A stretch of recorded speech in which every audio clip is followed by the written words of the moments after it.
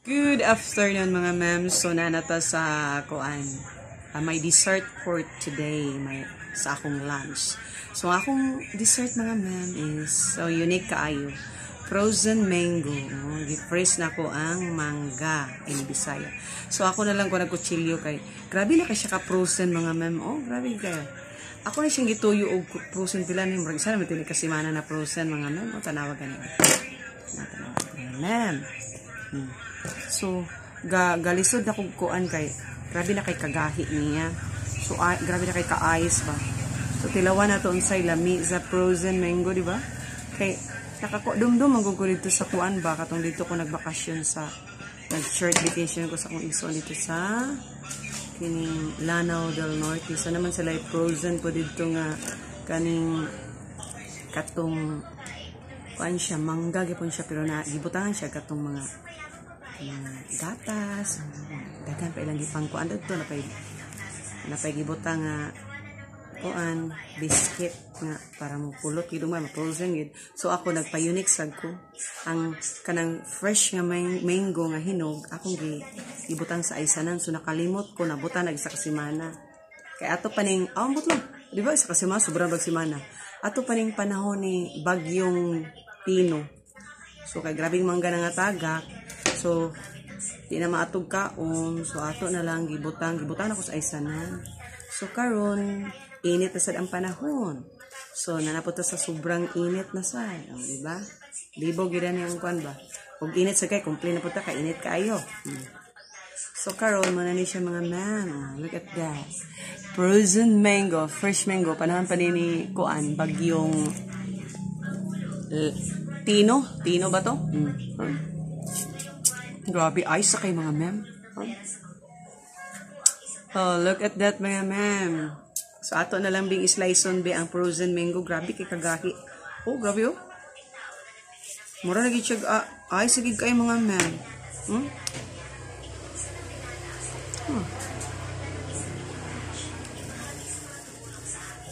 Ano gyapon siya? More candy. Look at that. More on ice sige kaya ako makuan ba malamian pero napagyapon ang iyang kuan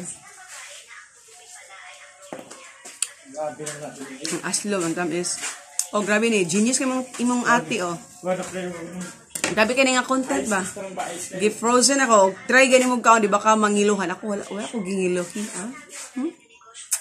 Look at ko mangipon ba ako ngilo man siya pero madarama Umbot ka mo, try gali mo. Pag try ko na magkaon, i-frozen ang inyong mango. Nya, kini kay sobrang nanig simana, di ba? Unsa pa tong simanaha si bagyong Tino nya.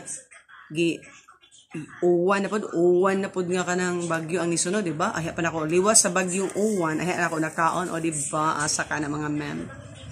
So perti nagi kay ka frozen, ha? Ano siya? Ha?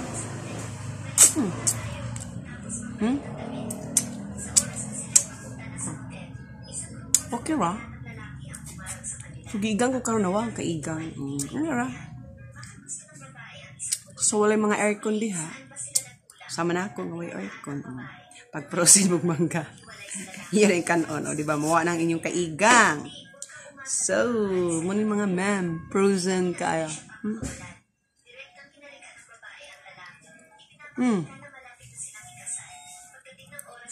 Lamig yun mga ma'am. Try get ninyo. Sa ako gilamian ko. Pero akong isa nga si Mimay.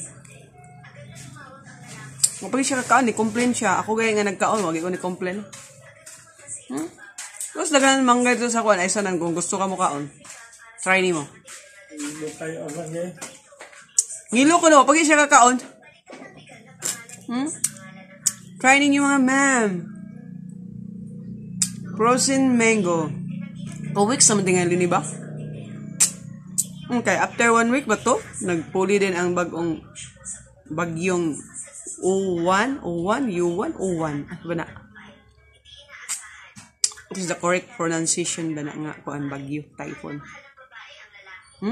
Init ang panahon. Ato ni pangitag paagi nga mawala ang atong kainit, di ba? kalimuot sa kalibutan. Ang mga ka-simple. Content na.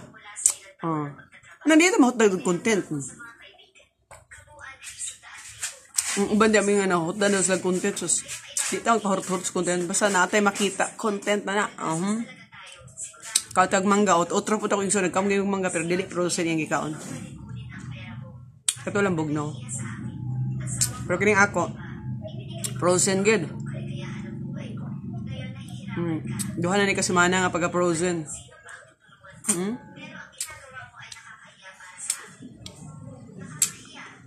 I-feel ginato ang kalami ba? Diba? Mia eh.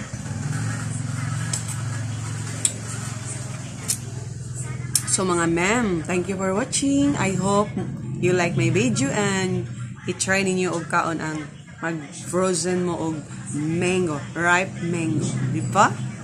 Mutiwas pa og kaon.